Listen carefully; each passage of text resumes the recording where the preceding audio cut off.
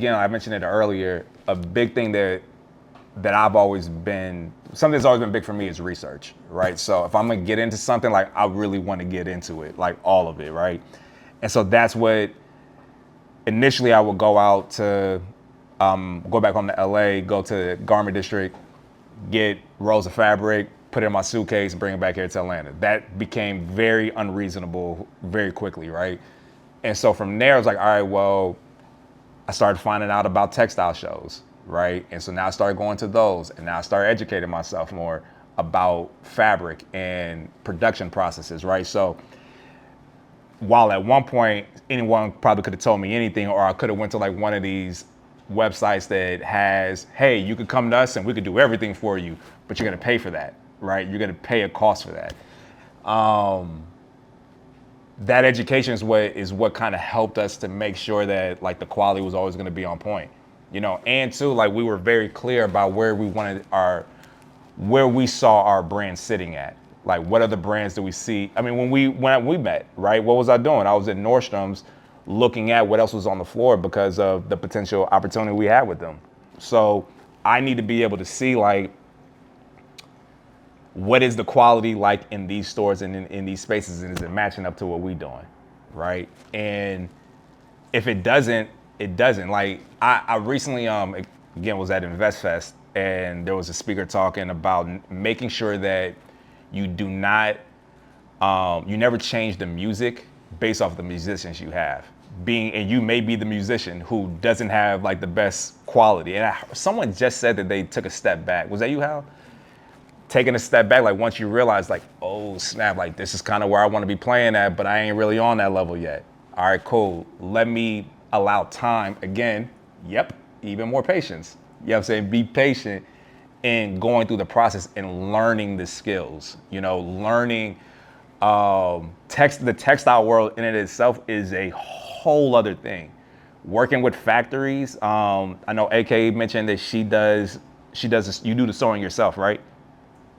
Yeah, but I gravitated towards more like dyeing fabrics instead.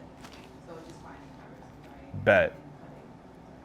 So yeah, man, like even with that, right? Like what's gonna work for me, and again, because of how I want to scale the company, like there are gonna be things that I can't compromise on, right? As far as quality. But if that's not what I'm doing, then having a self-contained workshop where I'm making everything, that could absolutely work, right? So again, it is all really depends on like what is my other partner Chris we're in ministry with, and she had been sewing for like 30 years, and so like she was on it, making my patterns, the whole nine, and it was cool when it was summertime and we were doing t-shirts, and that was it.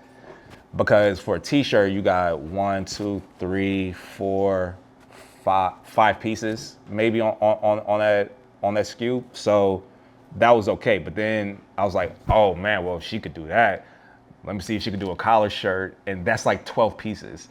And this is one person that is making the pattern, cutting the fabric for that full production load, sewing each of those pieces. And for context, when I go to my factory, there's a whole floor of people doing that. There's one person that's cutting fabric. There's one person that's applying the collar. There's another person that's applying the buttons. And so to have one person do all that work, it just wasn't realistic, you know, and it showed in the quality of the product as it came out. And it wasn't because she couldn't do good work. It's because for what we were trying to accomplish, one person just couldn't do that. Yeah. That's the last thing I'll say here. Like, no one is gonna give you guys anything. No one gave us anything. People be real finicky about their connects. And and don't nobody want to give away like where they get their blank t-shirts from, even though everybody uses the same 3 or 4 people, right? No one wants to let you know where the factory is at, because you know they think that, oh, you're gonna steal the special sauce. But the truth of the matter is, as everybody said in here, this thing costs money. So you can have all the good ideas you want. If you ain't got the money to actually execute that, in addition to the skill sets that you don't know you have, like, yeah, it ain't gonna matter. But yeah, man, research skills. Google is your best friend.